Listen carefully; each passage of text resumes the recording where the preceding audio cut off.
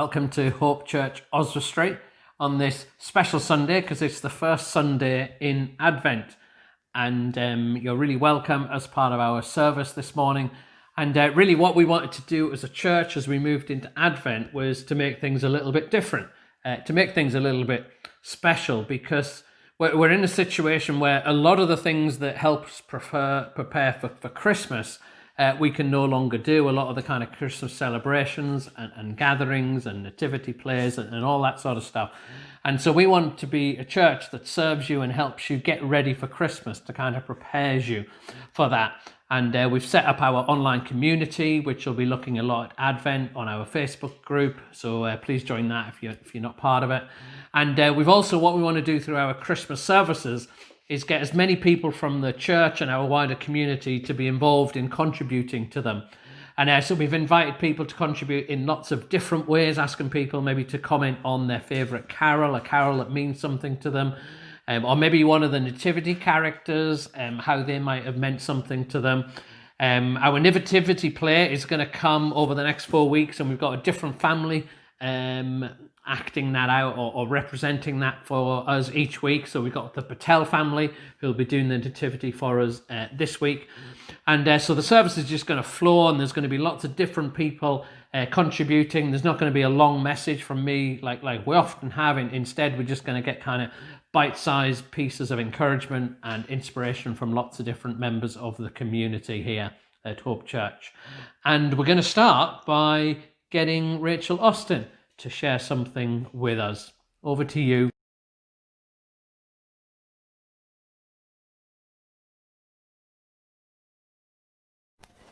Hello there. As you can see, I love Christmas. I love Christmas clothes. I love Christmas food. I love Christmas parties. I love Christmas decorations. And of course, I love Christmas music, be it songs or carols. I love to hear it in the shops, on the radio, in school, carol concerts. It has a real feel-good factor about it. And I find myself with a spring in my step, humming and singing away to myself in Christmas bliss. And I was thinking about my favourite carol. Well, I've chopped and changed over the years, but it was when my children were small and we had our first CD player. Yes, folks, that takes you back a few decades. We started to get a small CD collection together, and my first Christmas one was this. From Woolworths, which is now Home Bargains, and Nat King Cole and Dean Martin. Christmas Together. Loved it all. But it was the final track that had the hairs standing on the back of my neck. What a carol. Oh, Holy Night. Every time I hear it, sung by Nat King Cole, it still has that gut-wrenching air of wonder, as if he was really there on that special night. It encapsulates all that awe and excitement of that first Christmas night. So I did wonder if the writer of the song had some kind of epiphany, and that is how he captured that feeling onto a song. But alas, I found it was written by a guy called Placide Cappeau, a French poet, in 1847, then put to music by a composer called Adolphe Adam, who also wrote the music for the ballet Giselle.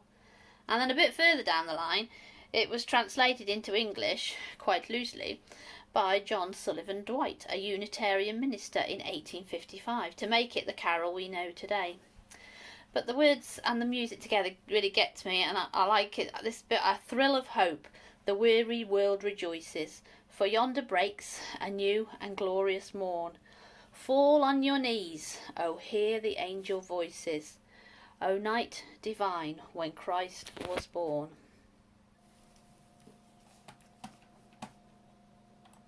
A thrill of hope, the weary world rejoices, for yonder breaks a new and glorious morn. Fall on your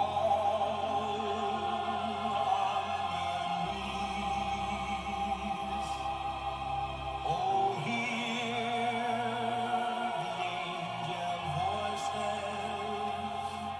voices.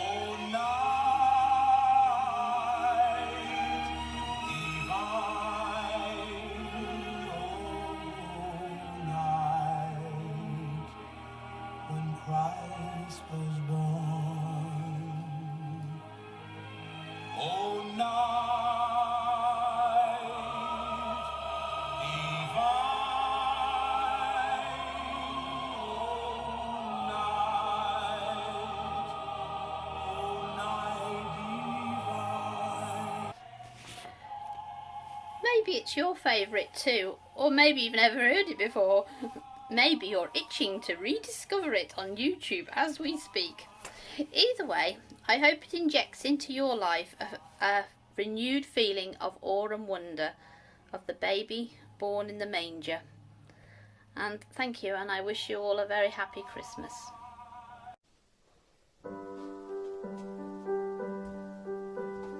Oh, holy night, the stars are brightly shining.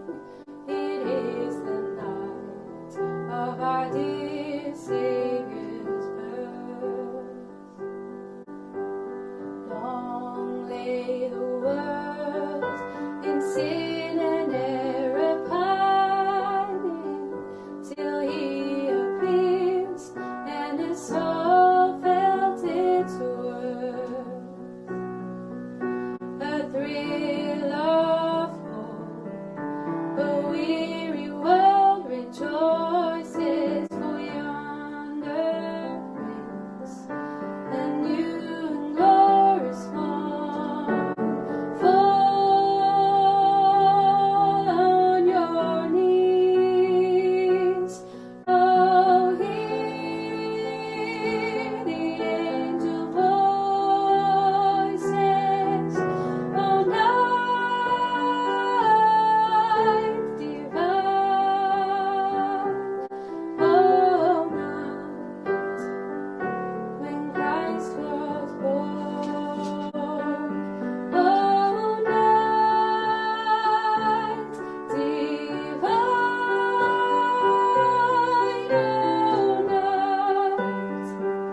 oh, night divine. Truly He taught us to love one another. His law is love, and His gospel is peace. Chains shall He break, for the slave is our brother, and in His name all oppression shall cease. Sweet hymns of joy in grateful chorus raise, we let all within us praise His holy name. Christ is the Lord. Oh, praise His name forever. His power and glory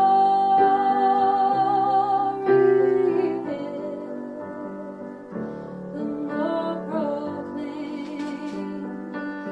His power and glory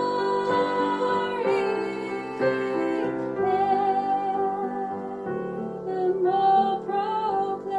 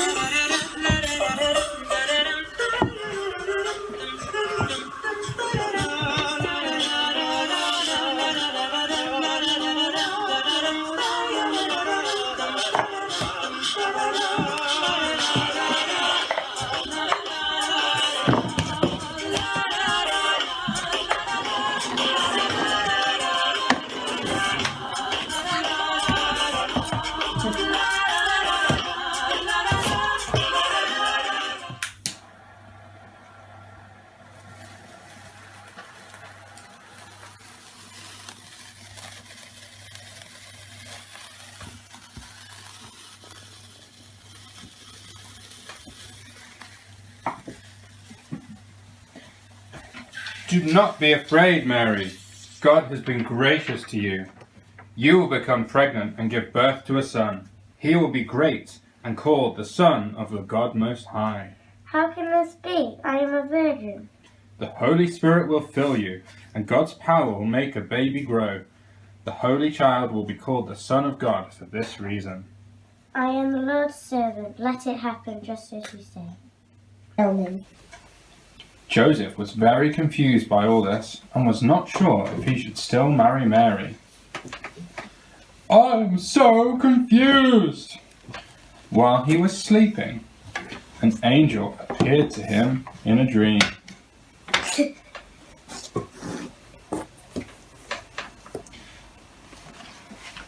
Joseph, do not be afraid to take Mary as your wife.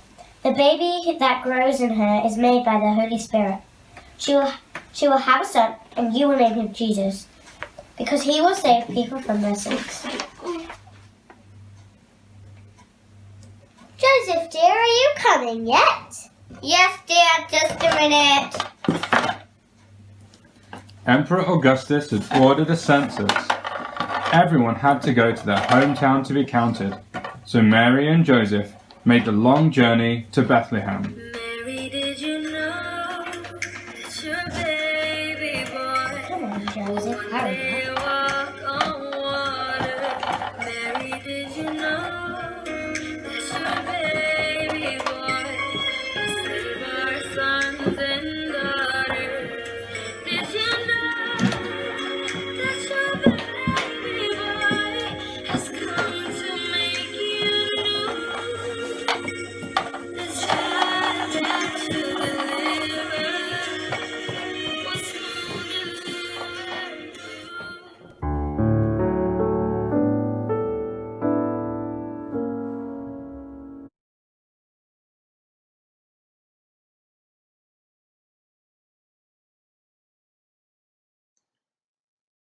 Hello, I'm here to talk about Good King Wenceslas. I remember this carol because as a child I had a bit of a lisp, and so it was always a bit of an effort when we came to sing it in choir. And I even remember that there were one or two of us who struggled, and so the teacher would he'd ask us to repeat a tongue twister before we started singing. Something like Wenceslas slept thrice on Thursdays, just to make sure that we were getting the name out clearly before we started singing. Yeah, it's a great name. You don't come across it often enough these days. But King Wenceslas, he was a real guy, and he lived about 1100 years ago in a place called Bohemia, which is somewhere close to modern-day Czech Republic. And I believe he is a patron saint of that country now. So Wenceslas had a reputation as being a very pious king, very kind. And what he would do is, as you can see in the carol, he'd go out in the evenings delivering alms to people. That's alms, ALMS, as in food and money, rather than weaponry. And he'd go out in all weathers, barefoot. And if you listen to the carol, you see that he drags his page along with him. And they go out into the snow one evening. They meet a fella who's stranded a long way from home, and the king insists on sharing a meal with him before taking him home. And the page, kind of understandably, begins to complain because it's freezing. There's snow on the ground. They're barefoot, and he doesn't really like it. He's getting cold. And Wenceslas turns around and tells him, he says, what you need to do is place your feet in my footprints, and you'll find it's just a little bit warmer there. And that essentially is the message of the carol. But when we do step out to reach others, there is some blessing in that.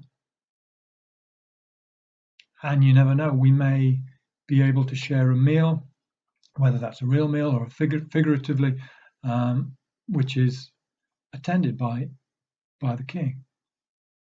And I was reflecting on that recently, how difficult it can be right now to reach people, because the advice is to stay at home, obviously. That's sensible. But we must not withdraw totally.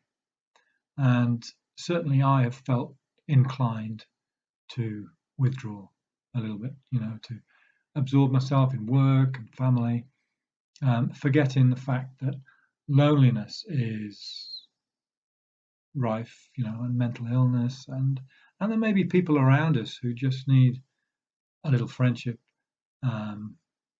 So this Christmas, let's make a special effort to have Christ in our hearts and to be outward looking in our attitude. Okay, bye for now.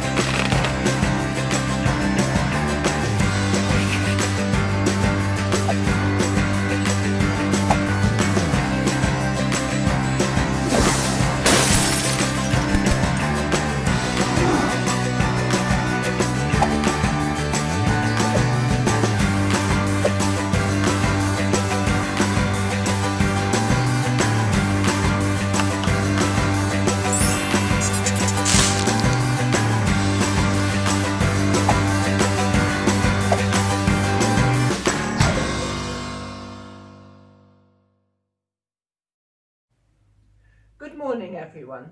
Just a quick word from me today to say thank you very much to all of you who filled a shoebox this year. As you see, we have quite a lot. In fact, we have 30. So a big, big thank you to all of you who made that effort. I'm sure that each child who receives a box this Christmas will be very happy. And there we have it. Love in a box. Thank you very much to all of you again, and see you soon.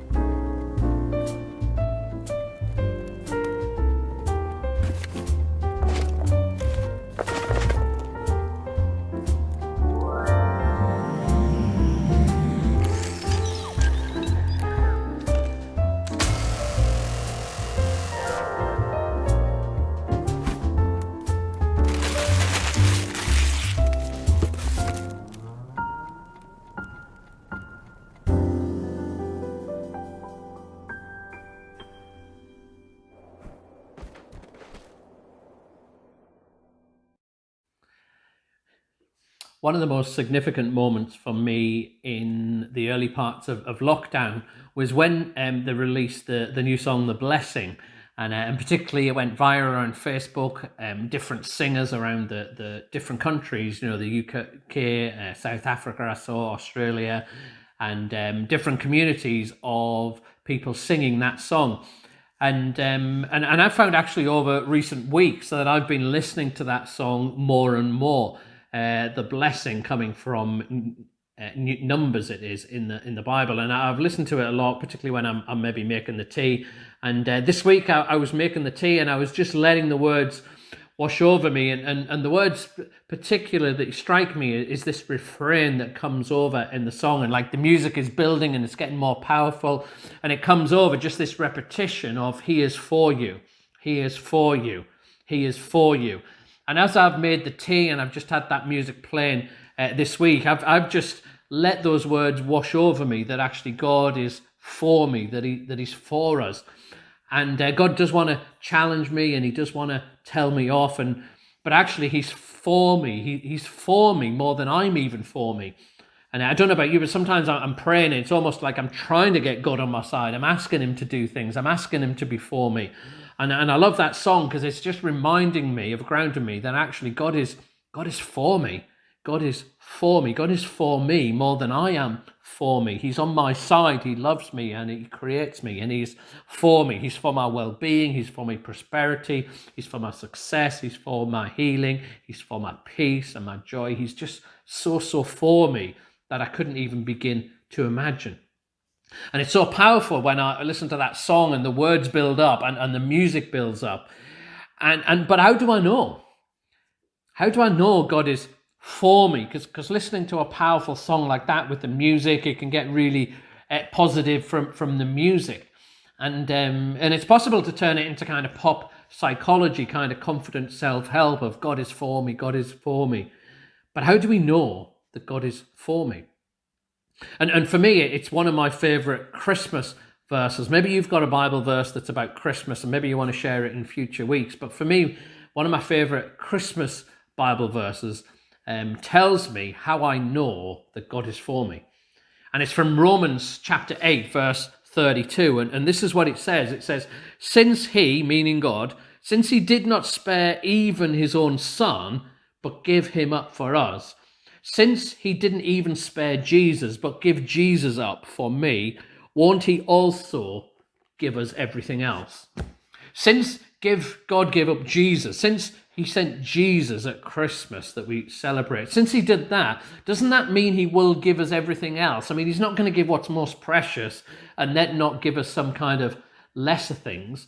And for me, the reason that I know God is for me is not just a feel-good factor, not just a pleasant song, but it's the evidence that He gave Jesus. And if He gave Jesus for me, then actually He's going to give me all things. It's evidence. It's not just wishful thinking that this moment in history, God gave His Son. And if He gave Him then He's actually going to give me all things now. And what we're doing in our online community through Advent is we're looking at the different Advent candles, hope and joy and peace and love, and looking at each one each week. And so moving into this week, we're looking at the first one, which is hope. And for me, that verse is all about hope.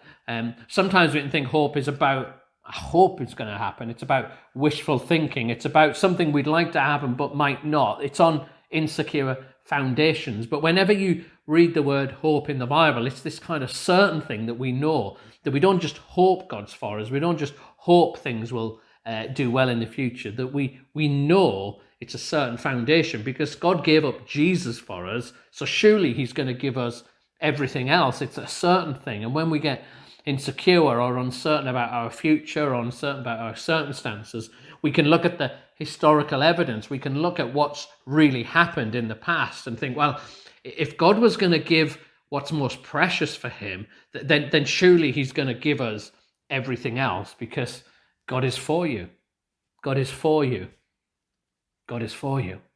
And as you go into this week, into the first week of Advent, and you start preparing your heart for Christmas, may you go reflecting on the idea that God is for you, and you know God is for you because of Christmas, because he gave you what's most precious. And maybe that give you confidence in your prayers this week. Maybe that give you confidence about the future, that you're not just hoping for the future in a wishful thinking way, but you're certain about it because it's solid foundations of what's happened in history.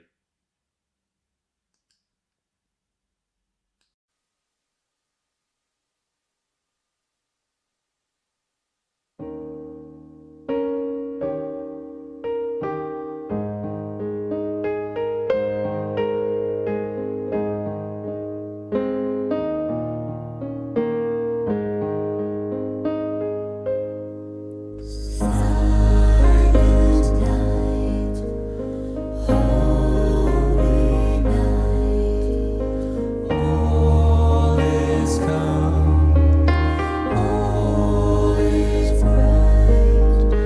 Round young Virgin Mother and Child, holy infant, so tender and mild, sleep in heavenly peace. Sleep in heavenly peace.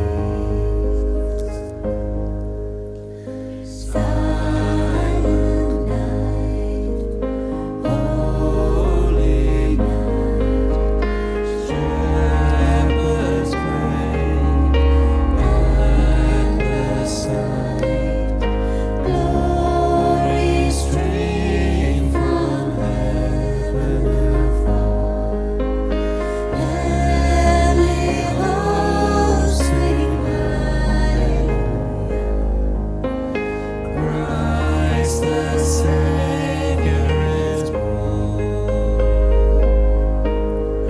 Christ the Savior is born. Silent night, holy night, Son of God, love's pure light, radiant beams from thy holy face. With the dawn of redeeming grace, Jesus, Lord, at thy birth. Jesus, Lord, at thy birth.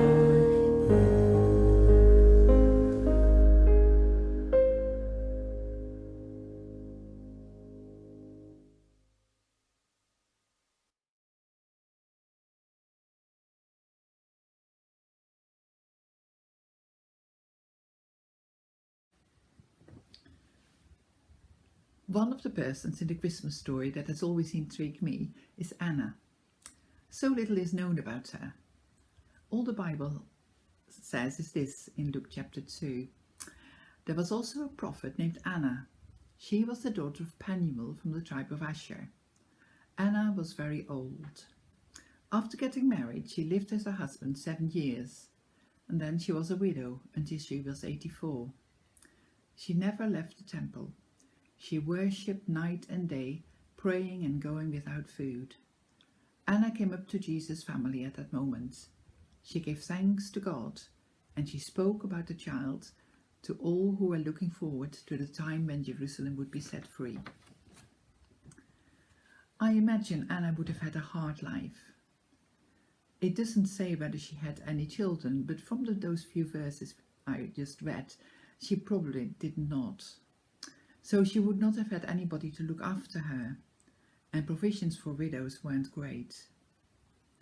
We don't know what she has done with her life, but we do know this one thing, that she sought God and that she knew his grace, like her name says. Anna means grace. And that she was expecting that he would send someone special to set Jerusalem free. That hope and expectation kept her going all her life. How over the moon she must have been when she saw the little family and realized straight away that this baby was the promised special person who would make things right. And what an encouragement it must have been to Joseph and Mary to see this godly lady recognize Jesus for who he was. And what hope there is for us, that God showed his plan to a little old lady, the lady from the tribe of Asher, one of the lost tribes that never returned from Babylon. But in spite of all that, Anna was not overlooked by God. He found her and looked after her all those years and gave her a wonderful insight into his plans. He has that same love for each one of us. I wish I had her hope and attitude to God. I pray that God will grow that in me. No wonder Anna couldn't stop talking about meeting Jesus. And who would not want to listen to her?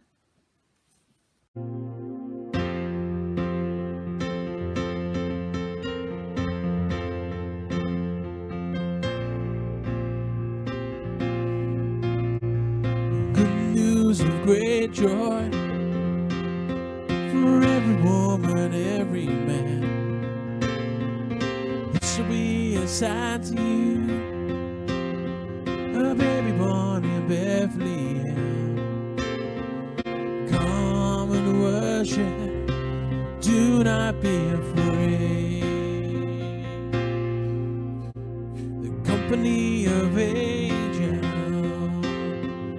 glory in the highest, and on the earth peace among those to whom his favor rests. Come and worship, do not be afraid. Oh, my soul, it magnifies the Lord. My soul magnifies the Lord. He has done great things for me, great things for me. Unto us a child is born, unto us a son is given, and every heart prepares throne, and every nation under heaven. Come and worship, do not be afraid. My soul magnifies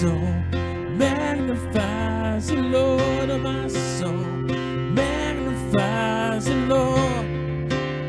He has done great things for me, great things for me. My soul magnifies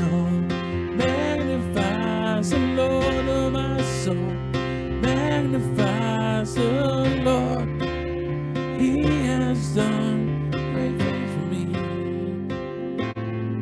And his government, there'll be no end. He's establishing with his righteousness.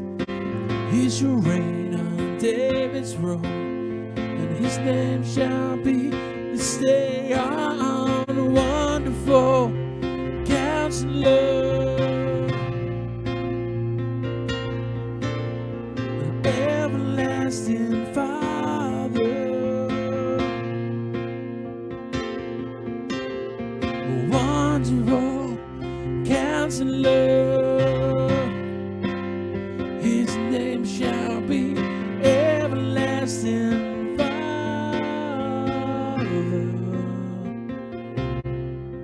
My soul magnifies the Lord. My soul magnifies the Lord. My soul magnifies the Lord. My soul magnifies the Lord. My soul magnifies the Lord. My soul magnifies the Lord. He has done great things for me, great things for me. My soul magnifies the Lord. My soul magnifies the Lord. He has done great things for me, great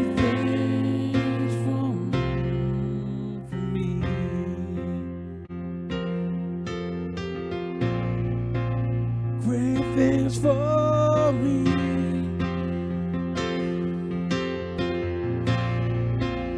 Great things for me.